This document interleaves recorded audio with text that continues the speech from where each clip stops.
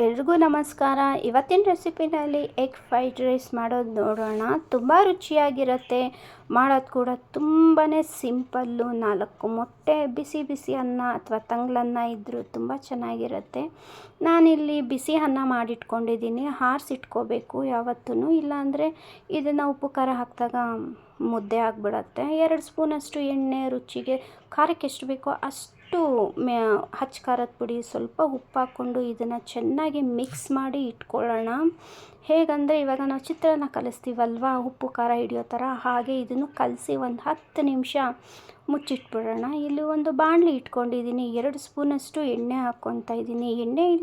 ಎಣ್ಣೆ ಇಷ್ಟ ಇಲ್ಲ ಅನ್ನೋರು ತುಪ್ಪ ಕೂಡ ಹಾಕ್ಕೊಂಡ್ರು ತುಂಬ ಚೆನ್ನಾಗಿರುತ್ತೆ. ಎಣ್ಣೆ ಕಾದ್ಮೇಲೆ ಒಂದು 2 ಹಸಿಮೆಣ್ಸಿನ್ಕಾಯಿ ಹಾಕ್ಕೊಂಡಿದ್ದೀನಿ. ಇದು ಬರೀ ಫ್ಲೇವರ್ಗೆ ಮಾತ್ರ ನಾನು ಹಾಕ್ಕೊಂಡಿರೋದು. ಒಂದು 2 ಈರುಳ್ಳಿ, ಮೀಡಿಯಮ್ ಸೈಜು ಈರುಳ್ಳಿ ನೀವೆಷ್ಟೇ ಹಾಕ್ಕೊಂಡ್ರು ರುಚಿಯಾಗಿರುತ್ತೆ. ಒಂದು ಅರ್ಧ ಸ್ಪೂನಷ್ಟು ಶುಂಠಿ ಬೆಳ್ಳುಳ್ಳಿ ಪೇಸ್ಟು, ಸ್ವಲ್ಪ ಅರಿಶಿನ, ಸ್ವಲ್ಪ ಉಪ್ಪು, ಇದನ್ನೆಲ್ಲ ಹಾಕ್ಕೊಂಡು ಚೆನ್ನಾಗಿ ಹಸಿ ವಾಸನೆ ಹೋಗೋವರೆಗೂ ಹುರ್ಕೊಳ್ಳೋಣ. ಇದನ್ನು ಎಣ್ಣೆಯಲ್ಲಿ ಸ್ವಲ್ಪ ನೀವು ಜಾಸ್ತಿನೇ ಹಾಕ್ಕೊಳ್ಳಿ, ಯಾಕಂದರೆ ಫ್ರೈಡ್ ರೈಸ್ ಮಾಡೋದ್ರಿಂದ ಎಣ್ಣೆ ಸ್ವಲ್ಪ ಜಾಸ್ತಿ ಇದ್ದರೆ ರುಚಿಯಾಗಿರುತ್ತೆ.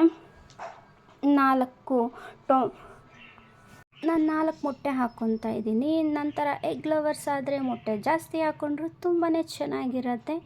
ಮೊಟ್ಟೆ ಇದು ಹೇಗಂದರೆ ನಾವು ಎಗ್ ಬುರ್ಜಿ ಮಾಡ್ತೀವಲ್ವ, ಆ ಥರ ಇರಬೇಕು. ಇದನ್ನು ಜಾಸ್ತಿ ಕೈ ಆಡಿಸ್ತಾ ಇದ್ದರೆ ನುಣ್ಣಕ್ಕಾಗ್ಬಿಡುತ್ತೆ, ಚೆನ್ನಾಗಿರಲ್ಲ. ಈ ಥರ ಮಾಡಿಕೊಂಡ್ರೆ ತುಂಬ ಚೆನ್ನಾಗಿರುತ್ತೆ. ನಾನಿಲ್ಲಿ ಏನು ಕಲಸಿಟ್ಕೊಂಡಿದ್ದೀನಿ ಅನ್ನನ ಇದಕ್ಕೆ ಹಾಕ್ಕೊಂಡು ಚೆನ್ನಾಗಿ ಮಿಕ್ಸ್ ಮಾಡ್ಕೊತಾ ಇದ್ದೀನಿ.